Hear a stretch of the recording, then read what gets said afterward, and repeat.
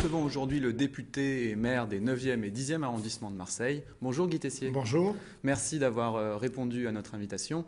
Première question, elle est assez simple. Êtes-vous toujours candidat à la mairie de Marseille? Ah bah oui, sans quoi je ne serais pas venu là. Oui, bien sûr. Bien sûr, je suis toujours candidat parce que j'ai l'impression qu'il y a une véritable envie de changement dans cette ville. Or, je pense que l'expérience à la fois nationale et locale que j'ai de la vie publique me permet aujourd'hui de pouvoir postuler à cette mandature suprême qu'est la mairie de Marseille. Donc oui, je suis bien entendu toujours candidat et mon désir est intact. Est-ce que c'est une candidature contre Jean-Claude Gaudin? Pas du tout. Pas du tout. C'est une candidature pour faire gagner ma famille, pour rassembler mon camp et pour être au service des Marseillais. Ce qui, quelquefois, peut-être a été un peu oublié dans les mandatures qui viennent de s'écouler, car on était davantage peut-être au service de Marseille qu'au service des Marseillais. C'est-à-dire qu'on fardait un peu la ville, on lui donnait un peu d'éclat. Et comme Marseille parfois adore être paré d'atours, ça pouvait satisfaire. Mais on s'aperçoit très vite, au fil du temps, que finalement le service de Marseille n'est pas le service des Marseillais. D'accord. On perçoit, même si vous nous dites que ce n'est pas une candidature contre Jean-Claude Gaudin, on perçoit quand même certaines critiques vis-à-vis du maire. Vous les avez exprimées notamment dans Valeurs Actuelles récemment. Vous aviez dit, dans la logique de ce que vous nous dites, on a voulu faire de Marseille une carte postale, avec oui, notamment la capitale culturelle. Oui. C'est quand même une vision dure du bilan de Jean-Claude Gaudin. Non, c'est pas une vision dure. Il n'y a pas de dur ou de mou. Il y a une vision et il y a une attention qu'on peut porter aux gens et à leur écoute. Et donc, si vous voulez, le poste de maire d'arrondissement que j'occupe depuis de très longues années, et qui me paraît, quoi qu'on en dise et quoi qu'on en pense, être absolument stratégique dans les grandes villes comme la nôtre, comme Paris ou Lyon, et peut-être cela pourrait-il être étendu à d'autres grandes villes, est un poste qui nous permet, qui nous préserve en quelque sorte, car nous restons au contact des gens. Lorsque ça va, ou surtout lorsque ça ne va pas, on ne va pas voir le maire de Marseille, on ne va pas voir les adjoints. On vient voir le maire d'arrondissement, dont on pense d'ailleurs qu'il a tous les pouvoirs et toutes les possibilités. Et donc, si vous voulez, cette écoute permanente m'a permis de comprendre les errances, je dirais, de gouvernance qui me séparent avec Jean-Claude Gaudin. Moi, je suis un homme de terrain. J'aime écouter les gens. Pardon ? Lui ne l'est plus ? Je pense que, si vous voulez, le cumul des fonctions importantes qu'il a aujourd'hui le met en grande difficulté. Mais cette ville, de toute façon, est une ville immense, c'est une ville compliquée, et quelquefois une ville noire d'ailleurs, difficile à gérer. Et donc je peux comprendre qu'au fil du temps, on s'use, cette usure n'épargne personne, et que donc aujourd'hui, la hauteur que le maire a pu prendre, me semble-t-il, l'éloigne quelquefois dangereusement de la base. Alors, mais il a cette force d'être quand même le maire sortant. Comment vous allez faire pour être désigné? Parce que j'ai bien compris que vous n'imaginiez pas partir en dissidence. Comment vous allez faire pour la désignation? Comment vous allez vous mettre d'accord? Écoutez, d'une manière la plus simple qu'il soit, compte tenu du fait qu'il se prévaut effectivement, il est le maire sortant, après 18 années de présence à la tête de la municipalité. Et donc, il n'y a pas 36 000 solutions. Il y a, ou je dirais, la façon amiable qui aurait pu consister à préparer quelqu'un pour assurer sa succession. Alors, je sais que c'est un mot qu'il n'aime pas, mais bon, on peut préparer pour l'avenir, et je pense que c'est bien de se projeter dans l'avenir pour un homme politique. Moi, c'est ce que je fais à mon niveau, en tout cas. Et donc, ça, c'était la méthode qui aurait été sans doute la plus agréable, à la fois pour les uns et pour les autres, et aussi pour les Marseillais. Il y a une deuxième solution qui consiste à faire des primaires ouvertes, bien sûr. C'est la solution que vous aviez envisagée. Mais... C'était la solution initiale, mais Jean-Claude Gaudin dit non, moi je suis le maire sortant, il y a des statuts, etc. Les statuts ne sont pas très précis là-dessus, mais peu importe. D'accord. Et puis, il y a la dernière solution, c'est de faire un sondage, mais pas un sondage d'opinion. Parce que les sondages d'opinion, ça ne veut rien dire. Un sondage d'intention de vote. Voilà. Il faut un sondage d'intention de vote, secteur par secteur. Et j'en ai parlé avec Jean-François Copé. Jean-François Copé en a accepté le principe. Jean-Claude Gaudin, bien sûr, aussi. Il dit le contraire. Hein. Il dit non, si je veux y aller, j'irai. Ah non, mais attendez, il ne peut pas dire ça. Alors, on ne peut pas avoir deux discours. On peut avoir un discours dans le huis clos du bureau parisien et puis après un discours à Marseille. C'est pas possible. Non. On a eu une conversation très franche, tous les deux. Et donc, il m'a dit, tu es d'accord pour un sondage? Je lui ai dit, oui, je suis d'accord pour un sondage. Voilà. Et à partir de ce moment-là, il faut jouer le jeu. Donc, un sondage fin mai, dans ces eaux-là? Oui, c'était ce qu'il avait convenu lui-même. D'ailleurs, fin mai, début juin, c'était lui qui en avait fixé la date. Donc, ça vous laisse, avec tous les ponts du mois de mai, etc., 3-4 semaines pour faire la différence, on va dire, auprès des gens qui seront sondés. Qu'est-ce que vous allez mettre en avant? Vous disiez il va falloir un temps de proposition avant ce moment-là? Bien sûr, parce que vouloir être maire, c'est très noble, mais ce n'est pas une fin. Vouloir être maire, c'est comment pourrais-je dire, une symbiose entre un homme et une équipe et les habitants de cette ville. Et donc, je pense que ça passe quand même par des propositions très concrètes. Bon, parce qu'aujourd'hui, Jean-Claude Gaudin ne nous fait absolument aucune proposition, si ce n'est de dire qu'il veut être maire. Je reviendrai, si vous voulez, sur les exemples. Deuxième chose. Aujourd'hui, le maire ne nous dit pas ce qu'il choisira, de Marseille ou du Sénat. Moi, je sais qu'il choisira le Sénat. J'en suis intimement persuadé. Il souhaite retourner au Sénat. Ça sera en 2017, il y a encore un petit peu de temps. 2017, ça fera 3 ans, ça fera juste la mi-mandat. C'est important de dire aux Marseillais ce qu'on va faire avant. C'est ça aussi, c'est de la transparence. Donc pour l'instant, il n'en parle pas. Bon, il faudra qu'il nous dise ce qu'il veut, ce qu'il choisira. Bon. Et donc tout ça m'incline à dire qu'il faut que le maire nous dise exactement quelles sont ses intentions et quel est son programme. Alors moi, en ce qui concerne mon programme, je vais donner 3 actes. Le premier, c'est le bien vivre républicain. Alors, je donne 2 pistes. C'est par exemple des brigades de tranquillité publique. Et là-dessus, ça ne nous coûterait pas cher, puisque je pense que nous pourrions mettre à contribution les jeunes garçons et filles qui veulent faire des services civiques aujourd'hui et qui sont mis à la disposition de la vie associative et que nous pourrions préparer, former, encadrer pour prévenir les conflits. C'est la première des choses. La deuxième, depuis longtemps, je demande, à corps et à cri, je dirais, des bureaux de proximité de la police municipale, un par secteur municipal. Mais ça, tout le monde le demande un peu aujourd'hui. À gauche, les candidats déclarés nous le disent un à un. Non, ils n'ont pas dit ça. Ils n'ont pas dit ça. Ceux qui sont déclarés. Attendez, ils n'ont pas dit ça. Et puis la conversion très récente des candidats de gauche déclarés aux sécuritaires, ça vient d'arriver. Voilà. Moi, je n'ai pas changé de discours depuis des années. Et je ne vais pas retomber sur l'augmentation des effectifs de la police municipale, dont effectivement aujourd'hui tout le monde dit que c'est ce qu'il faudrait faire, alors qu'il y a quelques années on disait d'ailleurs mais Guy Tessier de toute façon il défend la police puisqu'il défend tout ce qui porte un képi.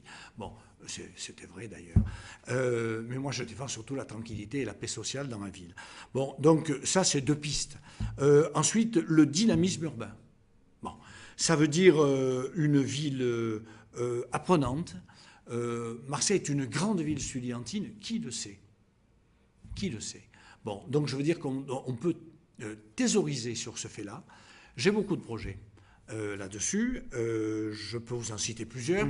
Je suis à l'origine des universités avec, d'ailleurs, je dois le dire, on a eu une idée d'une manière concomitante avec la Chambre de l'artisanat, de créer une université des métiers. Premier point. Ensuite, je suis en cours de négociation avec la région pour qu'on installe sur le site d'Euroméditerranée un lycée international. Ça n'existe pas à Marseille. Je pense qu'il faut créer du dynamisme. Je pense qu'il faut aussi créer un internat d'excellence à Marseille. Barcelonnette, c'est bien. Marseille, c'est pas mal non plus. Ça, c'était dans le programme, dans le plan pour Marseille de Jean-Marc Ayrault, par exemple. C'est quand même quelque chose. Je ne sais pas si Jean-Marc Ayrault avait un plan pour Marseille. En tout cas, il l'a annoncé. Oui, il a annoncé aussi qu'il aiderait la ville pour payer le stade Vélodrome, mais on n'a pas vu le premier souvenir.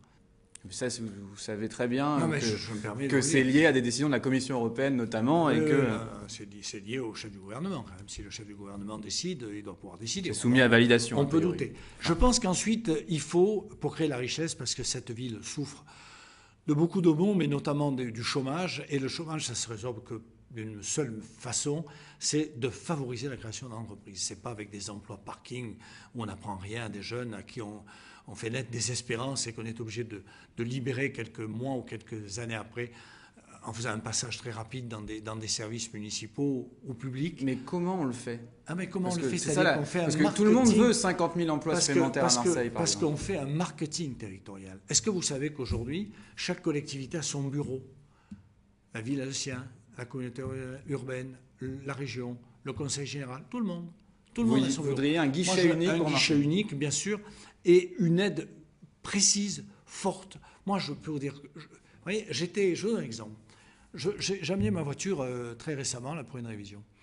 Je rencontre le patron du garage, là, c'est un concessionnaire, et qui me dit, écoutez, moi, monsieur Tessier, je suis très embêté. Vous voyez, je pourrais tout de suite là, créer 3 emplois de compagnons. J'ai besoin de carrossier, j'ai besoin de mécanicien. Je ne peux pas le faire parce que je ne trouve pas de terrain. C'est catastrophique.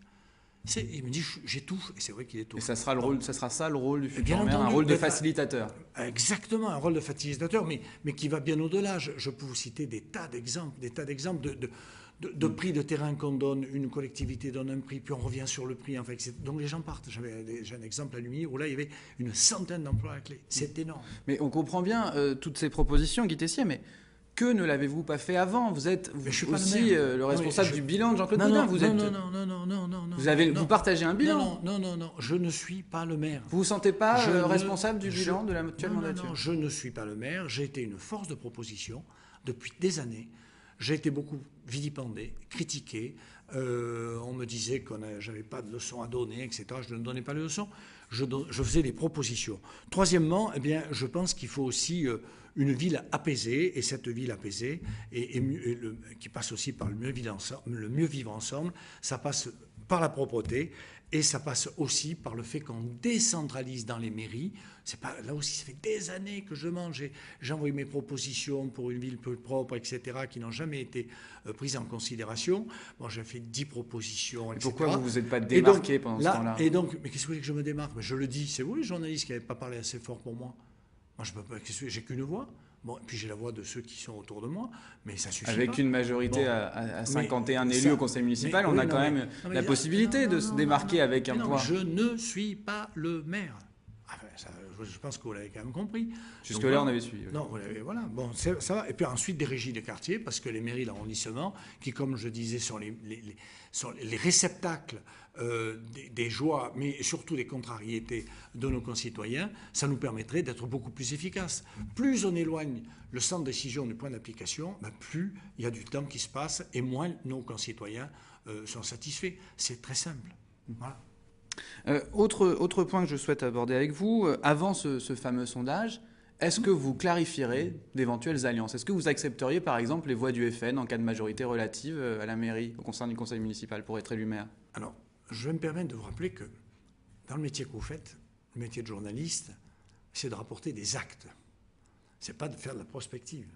Mais quand on présente un programme aux citoyens, c'est quand même des perspectives. Et le mien en tant que candidat, c'est de rassembler, c'est de parler au plus grand nombre et c'est de convaincre. Voilà. Donc mon rôle, c'est de convaincre le plus grand nombre pour limiter, parce que là vous actez déjà que le Front National pourrait être à un niveau... C'est une possibilité étudiée par l'ensemble des partis. Je n'ai aucun complexe à faire dans ce domaine.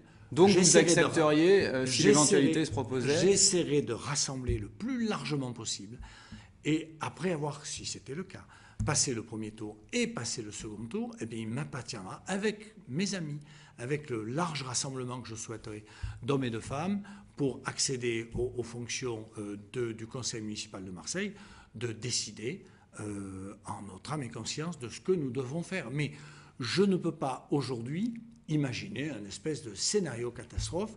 Je veux croire que j'aurai peut-être suffisamment de persuasion et que je parlerai le langage que les Marseillaises et les Marseillais attendent. Ça ne doit pas faire partie, selon vous, des données offertes à l'électorat de droite pour choisir son candidat, par exemple? Non, je veux être ce que je suis, je vais être moi-même, et je n'ai pas aujourd'hui à dire oui, il faut faire ci, il faut prendre tel engagement, il faut prendre tel autre. Je me permets de vous rappeler que j'ai été très souvent, pas toujours, mais pratiquement une fois sur deux, élu avec un Front National présent au second tour. Voilà. Donc, je n'ai aucun problème, je n'ai aucun complexe. Et moi, je n'ai fait aucune alliance avec le Front National, contrairement à d'autres. Contrairement à Jean-Claude Gaudin, par exemple. Jean-Claude Gaudin qui dit, dans le Canard enchaîné, ce sont des propos rapportés, qui dit « Tessier n'aura aucun état d'âme et s'alliera avec le FN ». Il va vous entraîner sur ce terrain-là. Vous allez esquiver comme ça jusqu'au sondage? Non, mais j'ai pas à esquiver. Je dis que Jean-Claude Gaudin sort de sa boîte de Pandore ses habituels clichés, et le seul qui ait fait alliance avec le Front, c'est lui, donc qu'il fasse un point d'introspective et qu'il retourne à plus de modestie. Rapidement, je voudrais évoquer juste rapidement la possibilité de la candidature de Bernard Tapie. Vous l'avez affronté électoralement, M. Tessier.